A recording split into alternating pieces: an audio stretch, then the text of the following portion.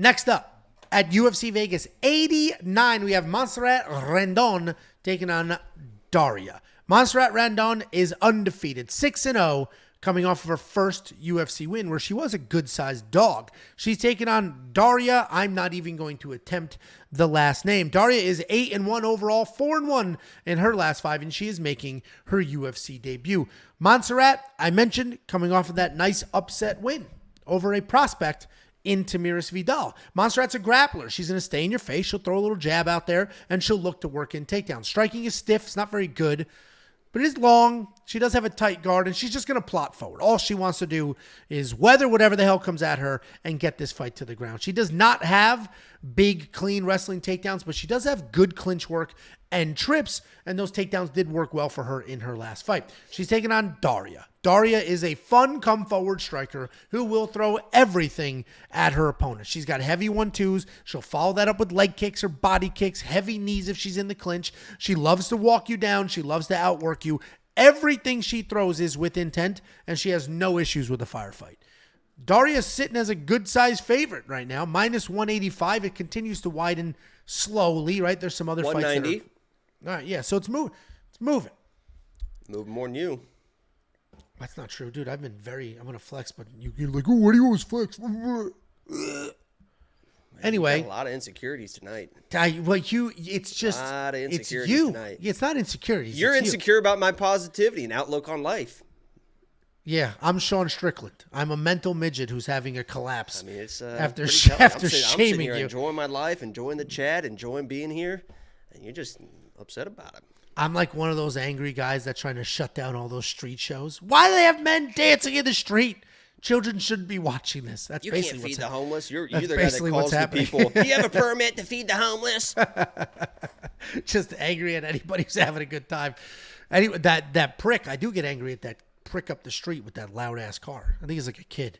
It's so loud. Anyway, Darya's a good size favorite here. Jacob mentioned she's all the way up to minus 190 now. And I am surprised by that. What? Someone said, Angela, you should get back to the wine. You wore a lot more. Sober Ange is a real Debbie Downer. Anyway, Darya's a good-sized favorite here, minus 190 now. And I get it. She should probably be the favorite. Rendon doesn't have the best striking, and that was exposed in her last fight. But she does have solid takedowns, and she can win this fight. It only takes about 3 seconds of research to see Darya fight Melissa Dixon, where she's moving forward, landing whatever the hell she wants, then gets taken down and finished. I don't necessarily think that's exactly what's going to happen here, but if Rendon can come forward, weather an early storm, have some success with the grappling, there is a very wide grappling gap on the ground, and Montserrat can win this fight. So I am actually going to very slightly lean and pick her, like 49-51 if I'm splitting it out of 100. I haven't checked the plus 3.5, but that may be a bet that I throw on here as well, because she could have success in one round with a takedown, some control. Rendon's going to be the very, not confident, but she will be the pick. Yeah, here we go. I'm going to say these odds, and you're going to be like, well, too rich for me. Yeah, minus 180. Minus 170. Yeah, no, that's too rich for me. Too rich for me. Yeah, who's rating on whose parade? I was just trying to remember what you were saying. Oh, man. Is it my turn? Go ahead. It is your turn. I'm just interacting with the chat, man. I'm a big fan of these guys. Sober Ange sucks. Get the vodka, you piece of shit. Nobody's having fun here. Hurry up. It's all fun and games until he gets violent.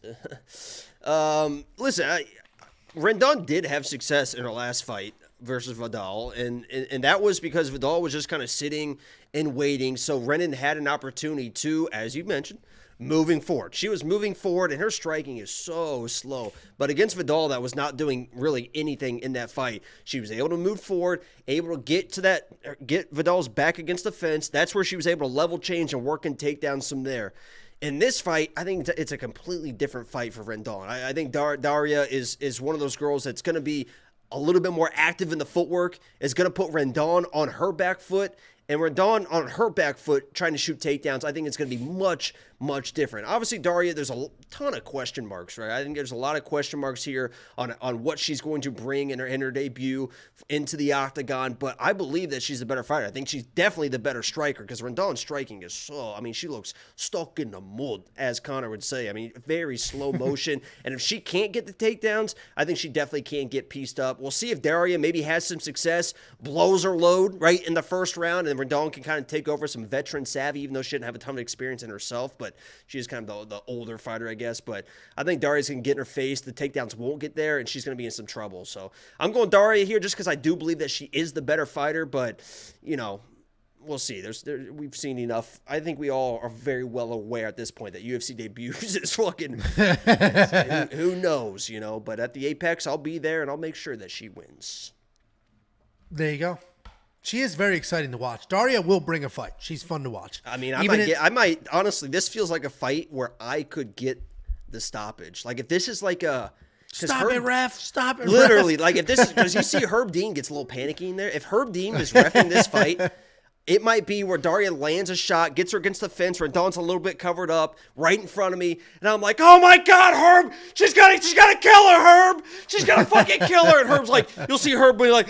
Ah, like Beltron with that arm bar, like stop, no, keep fighting, no, stop. Yeah, dude, that was Herb. What are you doing? I cover that arm bar in the recap video, but that was idiot, dude. You and I talked about it. Thank God for him, the fight ended exactly the same way. Because what if she almost got out of it? She was out of it. What if she let go of that arm bar and then Corey McKenna blasts her in the face and knocks her out? Like then what? And she let go because she thought she won, and she just how fucking stupid was the game planning for Corey? What did we? How do we know? I sat here and said, Corey, you can win this fight. You are the better striker. Do not grapple. Do not grapple. Why the fuck would you go to the ground with this world-class jiu-jitsu practitioner? And the first opportunity she got, she went to the ground, and none of her coaches, Uriah, none of her coaches were like, get up, Corey, get up. They spent that whole camp telling Corey, I guarantee you can grapple with her. You're a good grappler. Yeah. You can elbows take her in. down. Yeah, Stay you'll be safe. You know how to elbows stay in. Yeah. Like, what the fuck are you doing? Do not grapple with these people. Anyway. Yeah, that's a different fight. This fight, on the other hand, I hope that's exactly what happens in this fight. I hope Darya catches a kick, take Montserrat down, and then gets triangled and armbar. But that's not that good. No, her jiu-jitsu is not off her back jiu-jitsu. It's just come forward, grind, and work from there. You're pretty good off your back. Okay. Montserrat Rendon, $7,400 in DraftKings. Man, while I do think she can squeak out a win, it's a very risky squeak out a win. If my choices were Igor in the last fight at $7,200 or Montserrat at $7,400, I'll go Igor all day at the $200 discount. At least he's going to come forward swinging wild trying to get a finish. 100%. Where if Montserrat wins, it'll be, I mean, she actually might score well if she wins, but it'll be grindy forward and you'll be nervous the whole time. If you do want to, she's pretty attractive. Some people were saying she's pretty hot as shit. I can see that she can be. Like, she's not ugly. So, I don't know.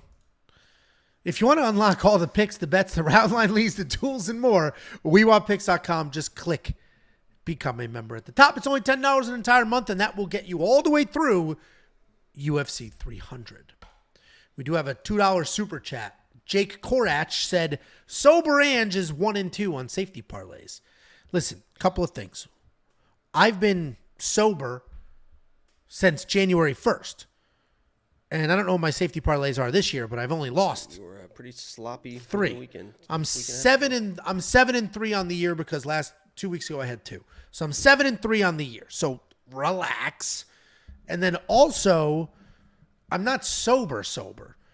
I did dry January. California sober. Yeah, no, I don't smoke. But I did dry January. And then once you go that long, it's like, yeah, I don't need to drink all the time.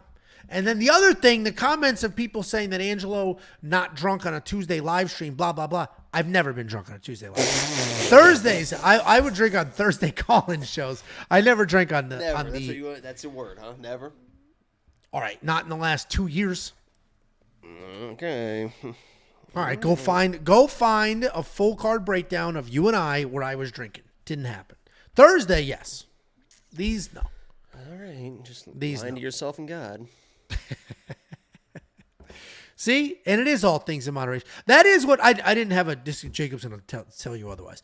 I didn't have like a drinking. This wasn't like a lifestyle change. It was literally like five to 8 drinks a night. That's just not true. I knew you were going to do that. It was just, you didn't drink to get fucking buzzed every night? 5 there nights you a go. week. Five nights a week. That's all but we not needed. get That buzzed. pause was all we needed. No, but not. It would like sit on the couch. See, I'm laughing because this is like when somebody says, laughing so you don't cry for sure. This is like when somebody says, "Don't get defensive." It's impossible to respond. Like, I said, it's impossible to respond because to somebody, one drink a night is too much. One drink every 3 nights is too much. It is all moderation. I would sit down, have a little bit of wine. In the eyes of the Lord. Have a little bit of wine while watching my programs on the television. But did dry January, and now I'm good to go. And I don't drink. So Jacob did you finish that whole 6-pack of Michelob Ultras last week?